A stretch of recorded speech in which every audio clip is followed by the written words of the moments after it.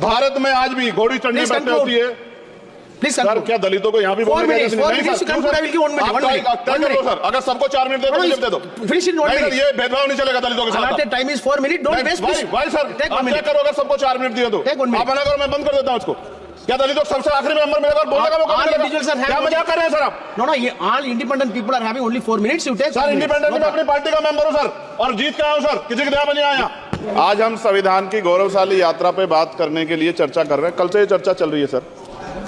मैंने बहुत सारे दोनों पक्ष के और जितने भी हमारे मेंबर हैं सुना सर, उनको बड़े बड़े नेता हैं सर। इसके भाग 1 में लिखा हुआ है India that is Bharat, Hindustan नहीं लिखा हुआ है सर। लेकिन सारे नेता संविधान पर चर्चा कर रहे हैं, लेकिन हिंदुस्तानी कहेंगे, भारत कहने की हिम्मत नहीं जुटा पा रहे हैं। ये बड़ा सवाल है सर कि क्या संविधान के हिसाब से बात रखी जा रही है। मैं धन्यवाद दूंगा फूले साहू बाबा साहब अम्बेडकर को और मेरे नेता मान्यवर साहब श्री काशीराम को। 25 नवंबर 1949 को संविधान को सौंपते हुए डॉक्टर बाबा साहब अम्बेडकर ने कहा था कि 26 जनवरी 1950 को हम विरोधाभास भरे जीवन में प्रवेश करने जा रहे हैं। राजनीतिक जीवन में तो हमारे पास समानता होगी, लेकिन सामाजिक और आर्थिक जीवन में असमानता होगी। क्या ये चुनौती आज 75 साल बाद दूर हुई है?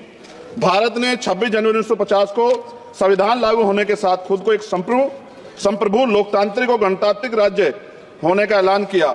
लेकिन सर उस समय संविधान की स्थिति ये थी कि जैसे गांव का कोई आदमी, मैं 50 की बात कर रहा हूं, वो 50 साल पहले शहर में आ जाता और बड़े लोगों की महफिल में चला जाता, उस जहां वो खाना खा रहे हो, और वो टेबल पे नैपकिन को खा के जो है ये कहता कि ये तो फीका, क्योंकि वो जानता ही नहीं था, वो समझता नहीं था संविधान को, संविधान है क्या। संविधान उसके लिए महज दस्तावेज था।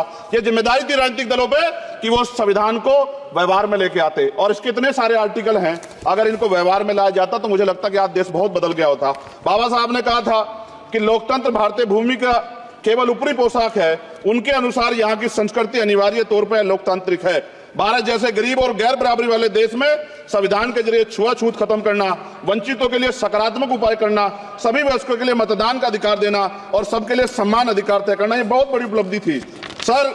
ये संविधान है कि आप वहां बैठे हैं और मैं यहाँ खड़ा होकर अपनी बात रख रहा हूं, और इस देश में आदिवासी महिला के तौर पर जो है राष्ट्रपति बनी है, और प्राइम मिनिस्टर तो नहीं बना, लेकिन शेड्यूल कास्ट के बड़े नेताओं को भी जो है राष्ट्रपति बनने का मौका मिला। इस संविधान की देन, अगर वोट हम पे नहीं होता तो शायद अमीर और जो राजा महाराजा खुद को मानते हैं हमारी गलियों तक नहीं आ पाते, हमारे हाल नहीं जान पाते।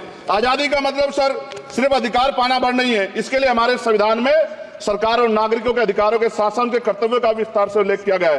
बाबा साहब ने संविधान सभा में दिए गए भाषण में कहा था कि स्वतंत्रता आनंद का विषय है, पर अब हमें अपनी जिम्मेदारियों पर भी ध्यान देना होगा। संविधान ने सुनिश्चित किया कि रानी के पेट से राजा